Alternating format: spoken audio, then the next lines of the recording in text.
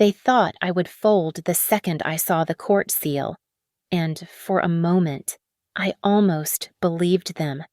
But there is something I have kept hidden for 8 years, a secret that silenced the entire courtroom. I did not walk into this building to beg for mercy or understanding.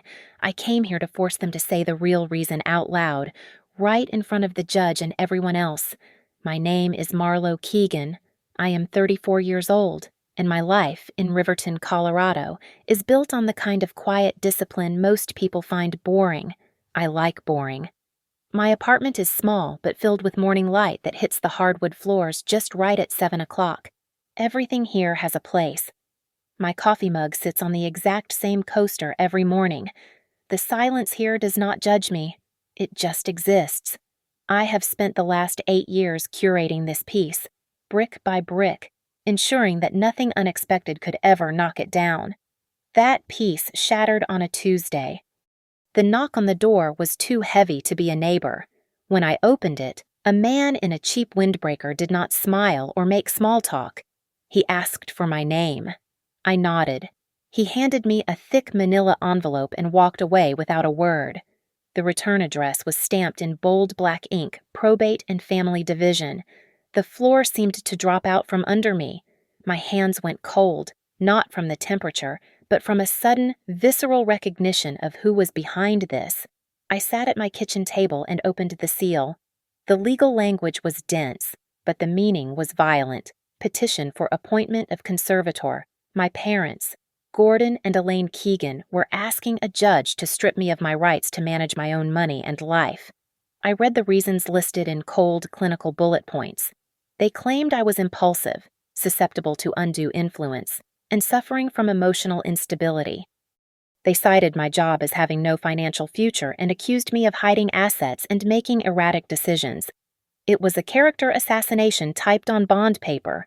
I put the paper down, and for a moment, I could not breathe. I was not in my bright Riverton apartment anymore. I was back in Cedar Hollow, in the sprawling colonial house where love was always a transaction.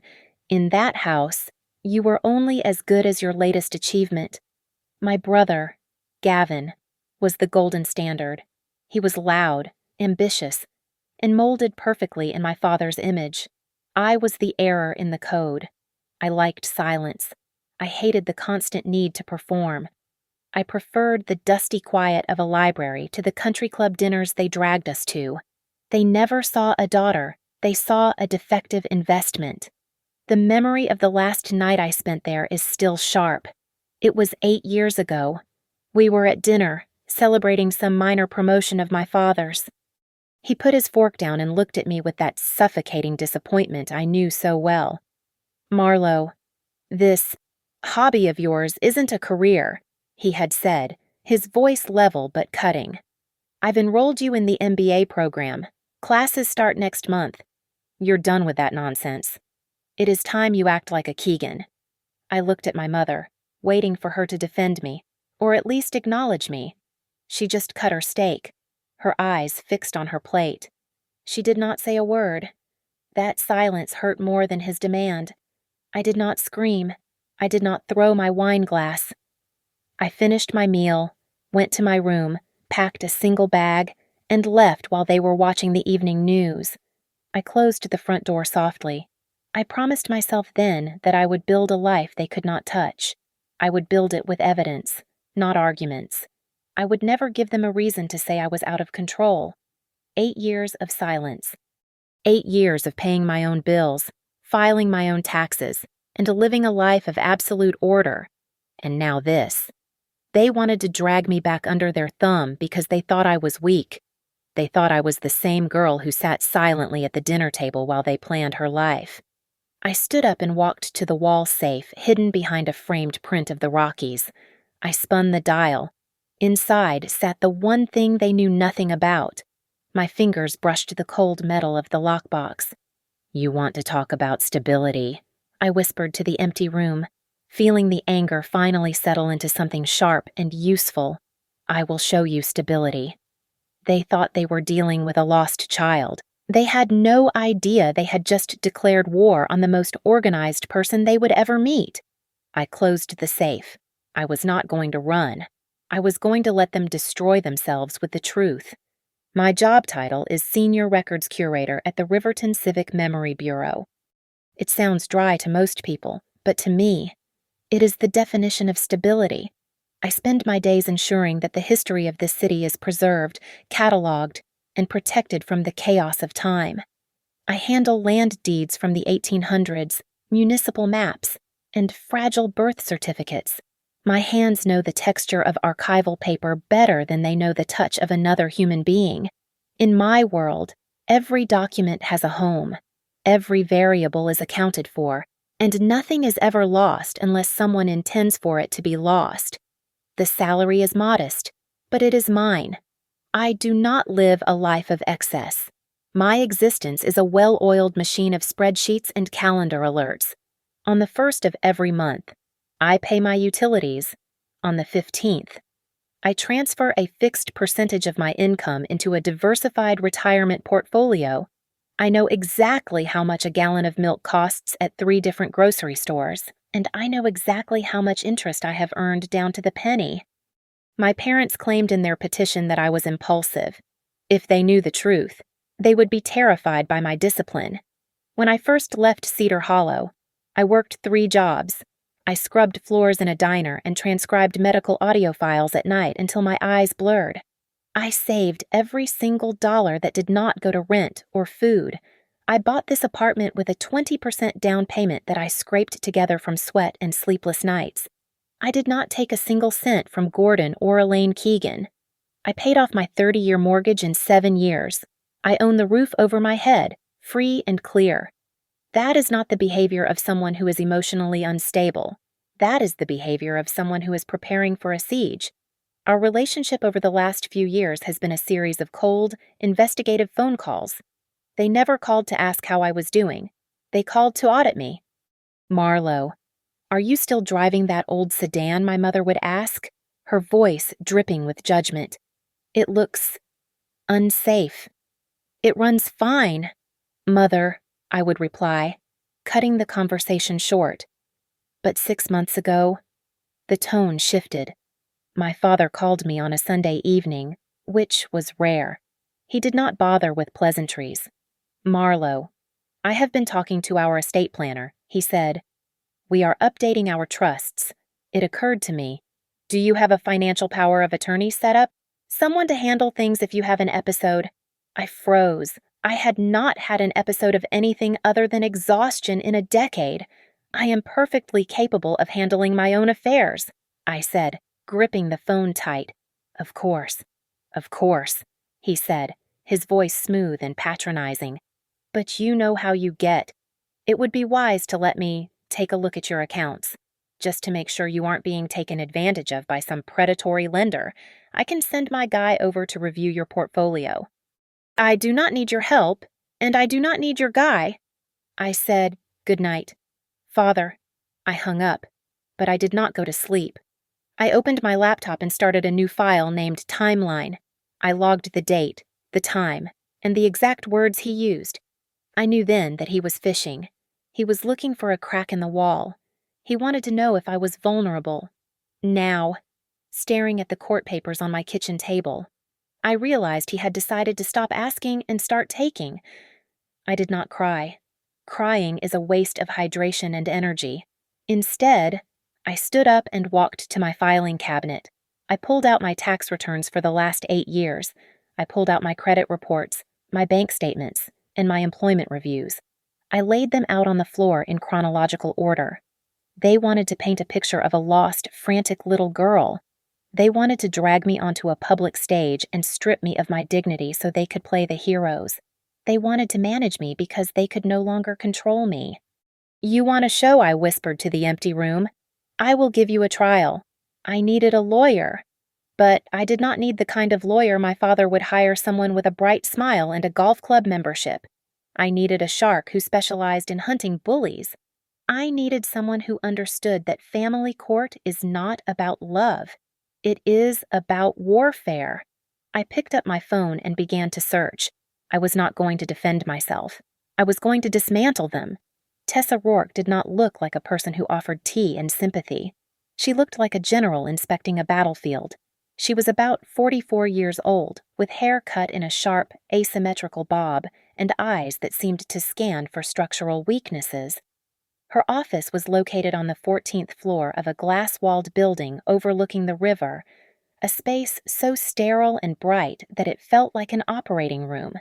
She sat behind a desk made of slate and steel, reading the petition my parents had filed. She did not frown. She did not sigh. She simply turned the pages with a rhythmic snap that echoed in the silence. Finally, she tossed the file onto the desk. "They are not here to win," Tessa said, her voice low and devoid of warmth. "They are here to destroy your reputation."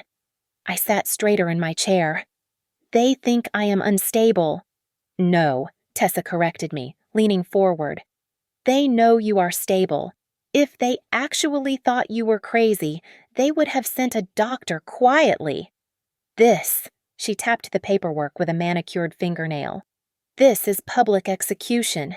They want to humiliate you so badly that you surrender control just to make the noise stop.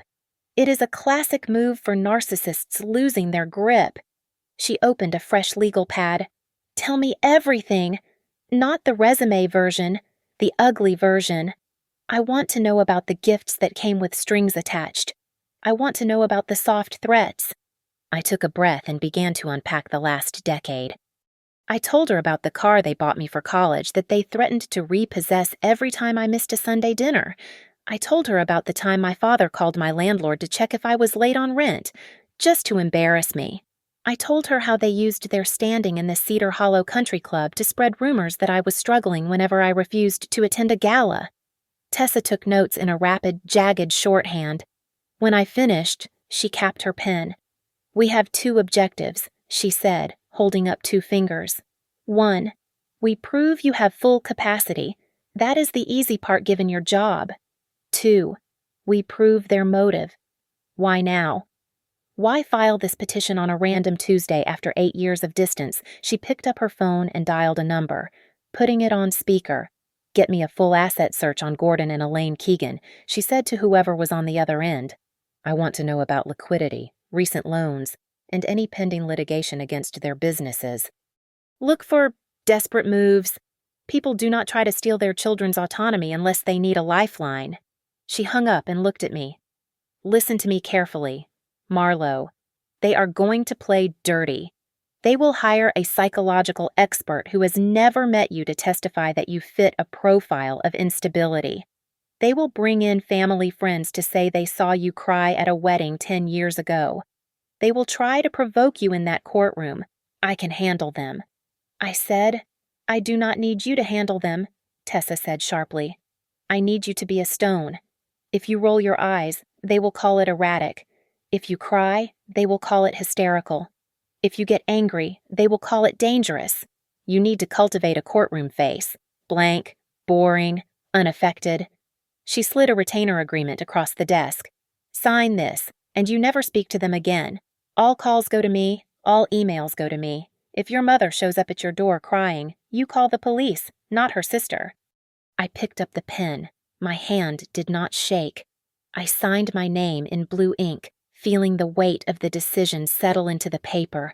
I was done being their daughter. I was now a plaintiff. Tessa took the paper back and looked at me with a sudden, intense curiosity. "One last thing," she said, her eyes narrowing slightly. "Strategies are good, but leverage is better. Is there anything about your life that is not in these papers? Do you have something, anything, that they do not know about a wild card I thought about the key in my wall safe? I thought about the climate-controlled storage unit on the edge of town that held the work of a lifetime. I looked Tessa in the eye. "Yes," I said, my voice steady. "I have something, and when they find out what it is, it will make them unable to breathe." My apartment transformed into a war room. The dining table disappeared under stacks of white paper, each document a brick in the fortress I was building around myself. I gathered 8 years of tax returns, monthly bank statements showing a consistent positive balance, and my credit report, which sat at a perfect 810. I pulled the deed to my apartment, the paper heavy and cream-colored, proving I owned every square inch of my sanctuary. I added my annual performance reviews, pages of glowing praise calling me meticulous, essential, and unflappable. At work, the cracks in my armor must have shown. Janice Caldwell, the director of the bureau, stopped by my desk on Thursday afternoon. She was a woman of 60 with a spine of steel and eyes that missed nothing. "You have checked that manifest 3 times in 10 minutes, Janice said, leaning against the filing cabinet. "You never double-check unless something is wrong. Talk to me." I hesitated, then told her the basics. Her expression shifted from concern to a hard, protective anger. "They are claiming you are unstable," Janice asked, her voice rising in disbelief. "You are the only reason this archive hasn't dissolved into chaos. I will testify. I will look that judge in the eye and tell her that if the world ends, I want to be standing next to you because you will have a plan." "Thank you, Janice," I said, feeling a lump in my throat. "Do not thank me," she said firmly. "Just win." Later that afternoon, I sat in Tessa's office. She was reviewing my list of potential character witnesses. "They will try to prove you are lonely," Tessa said, tapping her pen on the desk. "They want the court to think you are isolated, brooding in a dark room. We will prove you have a community." I gave her the names. Mrs. Gable, my 70-year-old neighbor who trusted me with her keys and her prize-winning orchids whenever she visited her grandkids. My book club at the public library, a group of teachers and nurses who knew I brought the best lemon bars and always finished the reading. They were not wealthy or powerful people, but they were real. They were the family I had chosen. Then, Tessa's investigator walked in. He slid a thin folder across the slate desk. Tessa opened it, read for a moment, and a cold smile touched her lips. "Well," Tessa said softly, "here is the smoking gun." She turned the folder toward me. The house in Cedar Hollow, the symbol of my parents' supposed success, had been refinanced not once, but 3 times in the last 5 years. There were liens from unpaid contractors totaling over $40,000, and there was something else. "Your father's consulting firm is facing a massive liability lawsuit," Tessa explained, pointing to a legal filing, negligence, breach of fiduciary duty. "They are looking at a settlement that could wipe them out. They are drowning. Marlowe, they need a lifeboat." I stared at the numbers. It was not concern for my mental health that brought them to court. It was panic. They needed access to my credit, my assets, my stability to plug the holes in their sinking ship. "We use this right away." "Right?" I asked, my anger flaring. "No," Tessa said, closing the folder. "We keep it sealed. We let them get on the stand.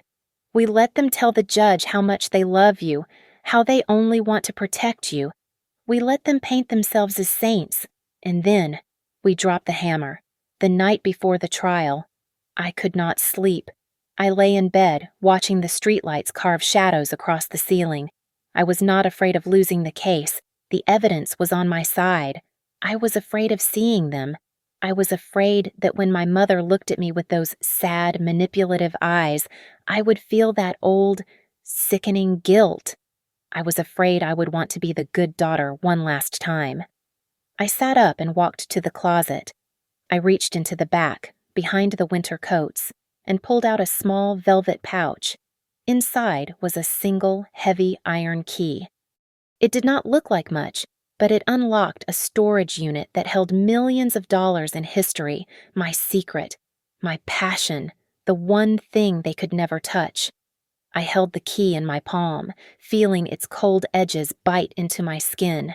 "You do not get this," I whispered to the dark. "You do not get any of it." I put the key back in the pouch, locked it in my safe, and waited for the sun to rise. I was ready. The air in the Bryan County courtroom smelled of floor wax and stale coffee. It was a smell I associated with speeding tickets, not the systematic dismantling of my life. My parents, Gordon and Elaine Keegan, sat at the plaintiff's table. They did not look like worried parents. They looked like they were attending a charity gala where the main event was my public humiliation. They were dressed in immaculately tailored wool and silk, projecting an image of old money and absolute moral authority. Sitting next to them was Derek Halston, their attorney. He was a man with a smile that showed too many teeth and a suit that cost more than my first car. He did not look at me. He looked at the judge as if they were already sharing an inside joke. Judge Maribel Sutter entered. She was a woman of few words, with reading glasses perched on the end of her nose and eyes that looked like they could cut glass. She sat down, opened the file, and nodded at Derek. Derek stood up, buttoning his jacket with a practiced, smooth motion. His voice dropped an octave, becoming soft and heavy with concern. "Your Honor, we are not here out of malice," Derek said, placing a hand over his heart. "We are here because Gordon and Elaine love their daughter. We are here to protect Marlo before it is too late." I felt a flash of heat rise up my neck, but I remembered Tessa's order, "Be a stone." I stared straight ahead at the court seal on the wall. My mother took the stand first. She clutched a lace handkerchief, dabbing at eyes that were perfectly dry. She looked at me with a performance of pity that made my stomach turn. "Marlo has always been too sensitive," Elaine said, her voice trembling just enough to sound convincing. "She lives in her own world. Even as a child, she could not handle reality. She makes financial decisions based on whims, on feelings. She is not grounded." "And why do you fear for her finances now?" Derek asked gently. "She cut us off," Elaine whispered. "She refuses to let us help. A child who hides from her parents is a child in trouble." Then it was my father's turn. Gordon Keegan walked to the stand like he owned the building. He spoke with the clinical detachment of a surgeon discussing a tumor. "She has a pathological tendency to be secretive," Gordon stated, adjusting his cuffs. "She resists reasonable advice. In my experience, when a young woman hides her assets and refuses professional guidance, it is a sign of severe instability. She is dangerous to her own future." They even called a so-called expert, a psychologist who had reviewed my case file but had never spoken to me for a single minute. He used words like susceptibility and defensive isolation, weaving a narrative that I was a ticking time bomb waiting to be defrauded. Every word felt like a hook dragging me back to the dinner table in Cedar Hollow, making me feel small, stupid, and wrong. My hands wanted to shake. My mouth wanted to scream that I had an 800 credit score and a fully paid-off home. But I did not move. I sat with my hands folded in my lap, my face a mask of boredom. Tessa sat beside me, utterly relaxed. She did not object. She did not interrupt. She let them build their tower of lies higher and higher, brick by brick, until it loomed over the entire courtroom. She was letting them feel safe. Derek finished his examination and sat down, looking satisfied. The room was silent, heavy with the picture they had painted of me, a broken, incapable girl who needed Daddy to take over. Judge Sutter looked up from her notes. She did not look at Derek. She looked directly at my parents. "Mr. and Mrs. Keegan," Judge Sutter said, her voice cutting through the theatrical atmosphere like a razor. "You claim your daughter is financially reckless. You claim she is making decisions based on emotion." She paused, flipping a page in the file. "In the last 8 years," the judge asked, her eyes narrowing, "have either of you actually seen a single bank statement, tax return, or investment portfolio belonging to your daughter?" The silence that followed was not the silence of respect. It was the silence of a trap snapping shut. Gordon opened his mouth, but for the first time all morning, no sound came out. Tessa Rourke stood up. She did not walk to the witness stand. She stalked it. The air in the courtroom shifted instantly. The performance was over, and the dissection was about to begin. She started with my mother. "Mrs. Keegan," Tessa said, her voice deceptively light. You stated that my client lives in a way that concerns you, that her apartment is small and isolated. Tell me, when was the last time you stepped foot inside Marlowe's home? My mother blinked, her carefully applied mascara framing wide, confused eyes. She looked at Derek for help, but he was staring at his notes. Well, we have been very busy, Elaine stammered. It is quite a drive. A 40-minute drive, Tessa corrected. So, to clarify, you have never been there. You have never seen her refrigerator. You have never seen her furniture. You have never seen her bills. I know her nature, Elaine snapped, her voice rising. A mother knows. Does a mother know her debts? Tessa shot back. Can you name a single creditor Marlowe owes money to? Can you name a single bill she has missed in 8 years? I assume she is struggling, Elaine said, her voice thinning. She does not have a real career. Tessa stopped pacing and leaned against the railing. Let us talk about that struggle. If Marlowe were married right now, if she had a husband standing next to her, would you still be filing this petition? The question hung in the air. It was a trap, and my mother walked right into it. Well, no, Elaine said, smoothing her skirt. A husband would be different. He would provide oversight. A ripple of murmurs went through the room. Tessa did not smile, but her eyes were cold. She had just exposed the truth. This was not about capacity. It was about control. Thank you, Mrs. Keegan. No further questions. Tessa turned her attention to my father. Gordon Keegan looked more composed, but I saw the tightness in his jaw. He was used to giving orders, not answering them. Mr. Keegan, Tessa began. Holding a piece of paper, you spoke passionately about financial responsibility. You are a consultant. Correct, I am, Gordon said stiffly. Then let us talk about your own financial health, Tessa said. Is it true that your primary residence in Cedar Hollow has been refinanced 3 times in the last 5 years? Derek Halston shot out of his chair. Objection relevance. Mr. Keegan is not on trial here. It goes to motive. Your Honor, Tessa said calmly, not even looking at Derek. They claim they are here to save their daughter from financial ruin. I intend to prove they are here to save themselves. Judge Sutter peered over her glasses. I will allow it. Within limits. Answer the question. Mr. Keegan. Gordon pulled at his collar. Real estate is fluid. We leveraged equity for business opportunities. Opportunities like the consulting firm that is currently facing a massive liability lawsuit, Tessa asked, her voice sharpening. Or the unpaid contractor liens on your property totaling over $40,000. That is a temporary cash flow issue. Gordon barked, his face turning red. 6 months ago, Tessa pressed, stepping closer. You called your daughter. You asked her to sign a power of attorney. You tried to introduce her to your personal financial advisor. Were you trying to protect her assets, Mr. Keegan, or were you trying to access them to cover your own temporary debts? I was being a father, Gordon shouted. Tessa turned away, dismissing him like he was nothing. She moved through their other witnesses with brutal efficiency. The family friend who claimed I was depressed was forced to admit she had not spoken to me since I was 26. She admitted that everything she knew came from phone calls with my mother. Then came the expert doctor, Tessa said, holding up his report. How many hours did you spend interviewing Marlowe Keegan? The doctor shifted in his seat.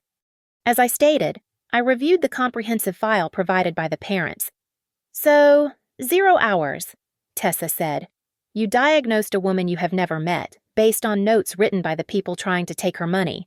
Is that your standard of care? It is accepted practice in certain consults, the doctor mumbled. It is gossip dressed up as science, Tessa said, tossing the report onto the defense table. She stood in the center of the room. She did not look at the judge. She looked at my parents, who were now sitting in a stunned, angry silence. "You came here today and told this court that you are doing this out of love," Tessa said, her voice dropping to a whisper that carried to every corner of the room. "You call this love. But love that does not know how your child lives, love that does not know who she is. What is that, really?" She let the question hang there, unanswered, before turning back to the bench. "Defense calls Marlowe Keegan." The courtroom quieted down as Tessa began to build my defense. She did not use theatrics or emotional speeches. She used the one thing my parents had tried to erase my reality. Janice Caldwell took the stand first. She sat with the posture of a woman who had spent 40 years protecting history. When Tessa asked her about my responsibilities, Janice adjusted her glasses and spoke clearly. "Marlowe manages the department's acquisition budget of $150,000 annually," Janice stated. "She handles the intake of fragile artifacts, negotiates with donors, and coordinates with the State Museum. She is not just capable, she is the anchor of our bureau. In 5 years, she has never missed a deadline or a decimal point." Next came the representative from my bank. He was a dry, serious man who read from a spreadsheet as if it were scripture. "The defendant has a credit score of 810. He read, "Her savings account has a balance of $22,000. She has 0 consumer debt.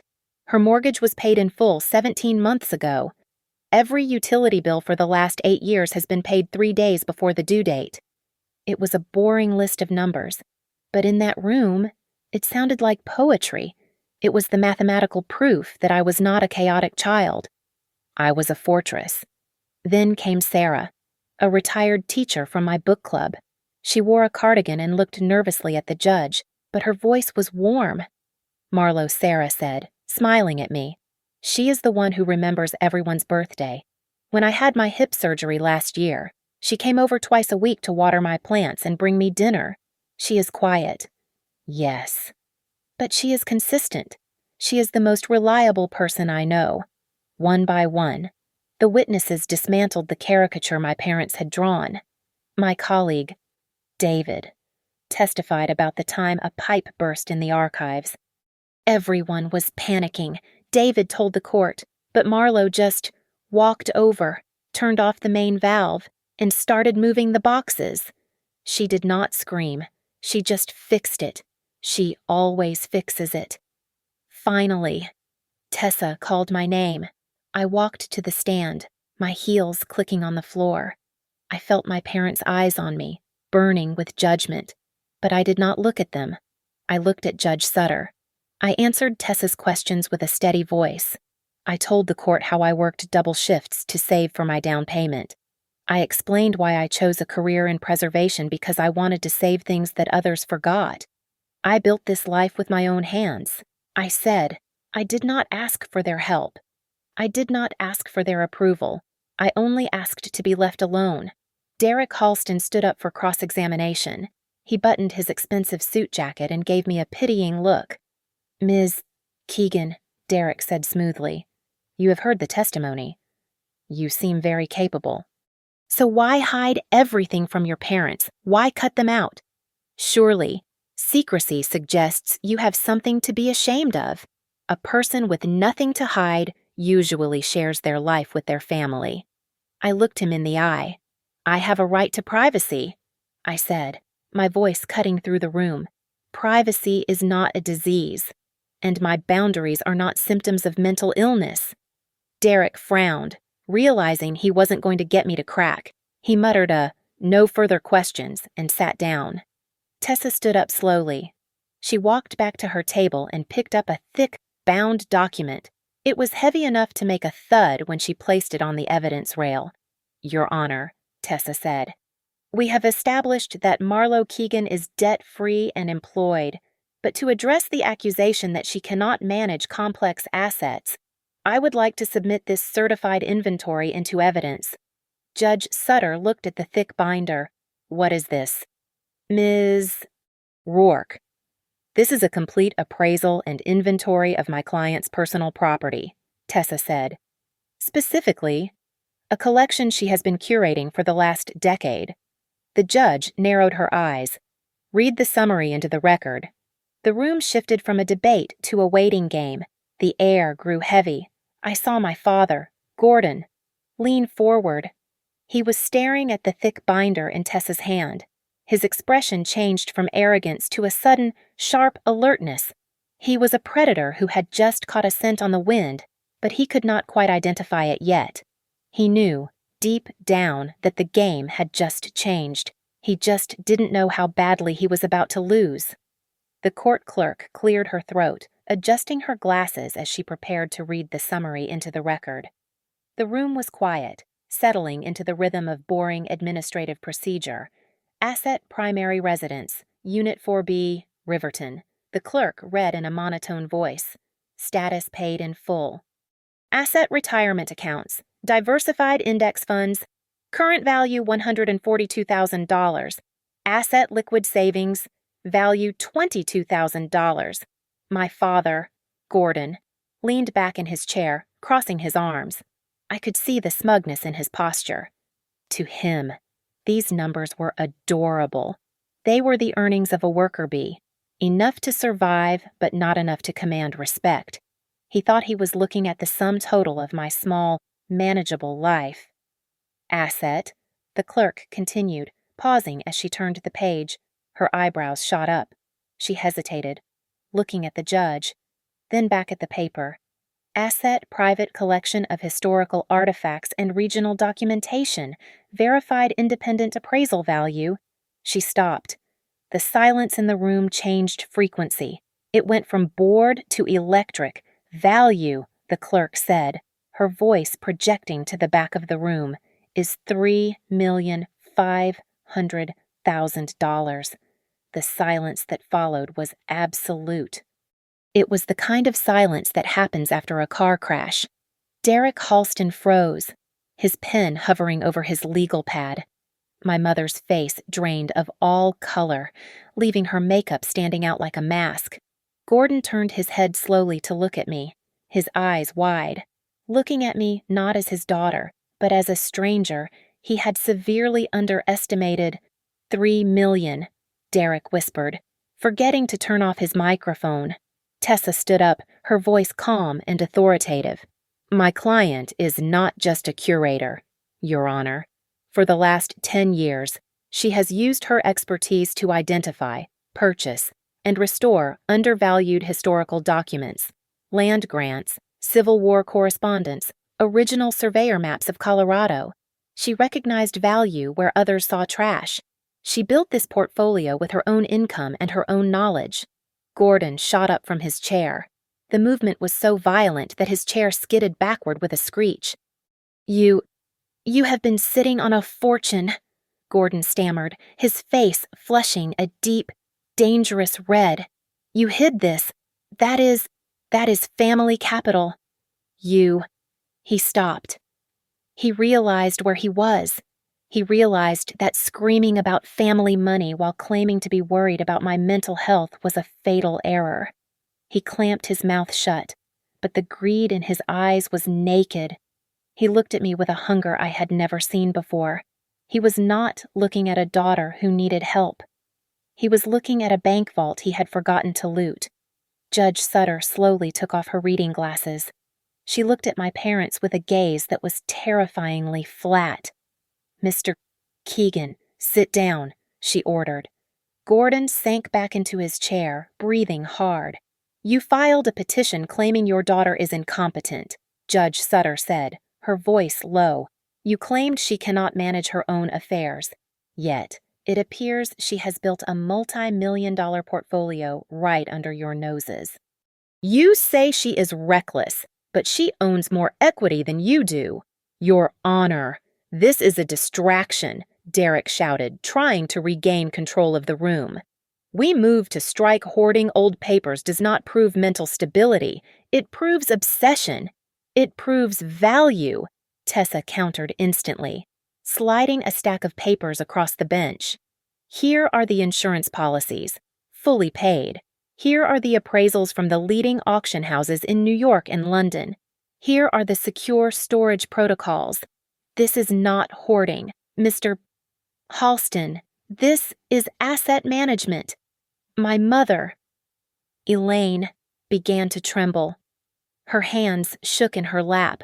The role of the grieving, worried mother slipped off her face, replaced by the sheer panic of a predator who realizes the prey is too big to swallow.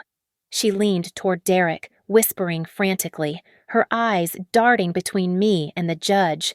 Judge Sutter ignored the whispering. She looked at the appraisal documents, then looked back at my parents. She leaned forward, clasping her hands on the bench.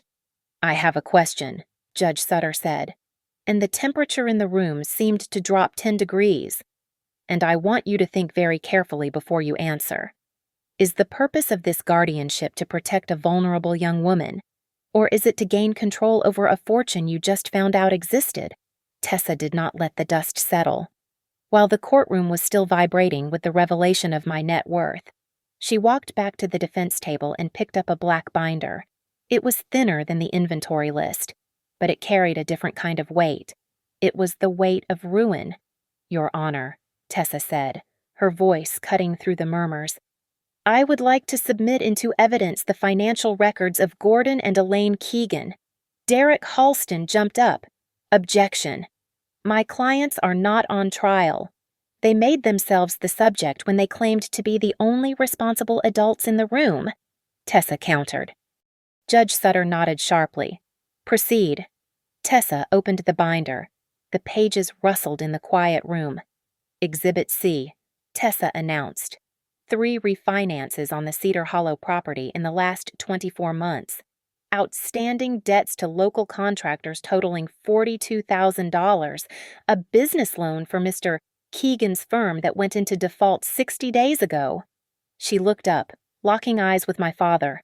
"And here is the most interesting part," Tessa said, tapping the paper. "The date of the default notice is May 12th. The date you filed this petition for guardianship is May 14th. That is not a coincidence. That is a straight line. The logic closed around them like a cage. My parents were not worried observers. They were drowning swimmers looking for a buoy. And I was the only thing afloat." Tessa was not finished. She pulled out a printed email, acquired through discovery. "This is an email from Mr. Keegan to his personal attorney, dated 2 weeks prior to the filing." Tessa read aloud, "Subject line control strategies." The text reads, "If we can get the court to sign off on a temporary order, can we access the subject's liquid assets to cover the bridge loan?" The room went deadly silent. It was there, in black and white.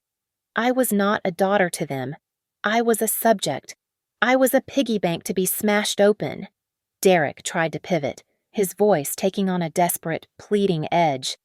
"Your Honor, the fact that the ward has significant assets actually supports our petition. A young woman with millions of dollars in rare artifacts is a target for scammers.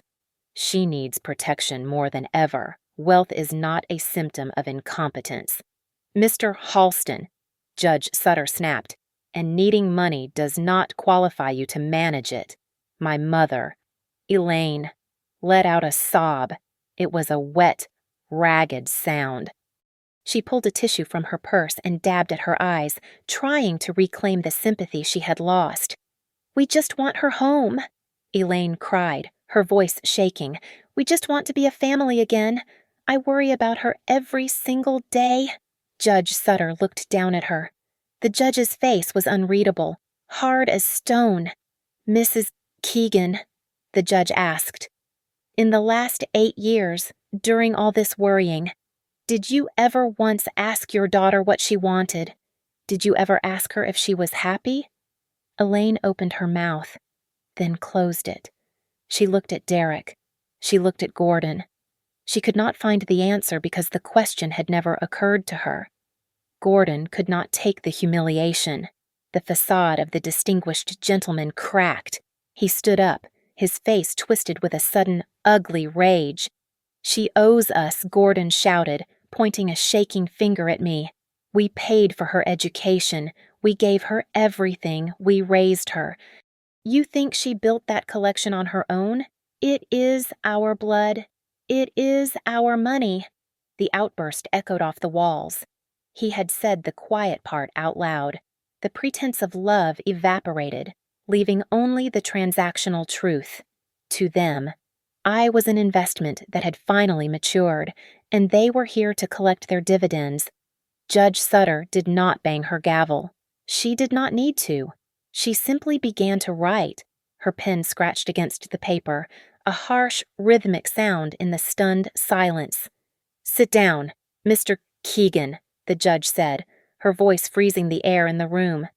"Attempting to use the probate court to solve your personal debt crisis is an abuse of this institution." She finished writing and looked up. She commanded the room to silence with a single glance. Then, she turned her chair to face me directly. Her expression softened, just a fraction. "Ms. Keegan," Judge Sutter asked slowly, "I need you to answer one question for the record. Do you fear these people if the court grants them power over you?" I looked at my parents. I saw the greed in my father's eyes and the hollow performance in my mother's tears. I saw them for exactly what they were. "I do not fear they will hurt me physically," I said, my voice steady and clear.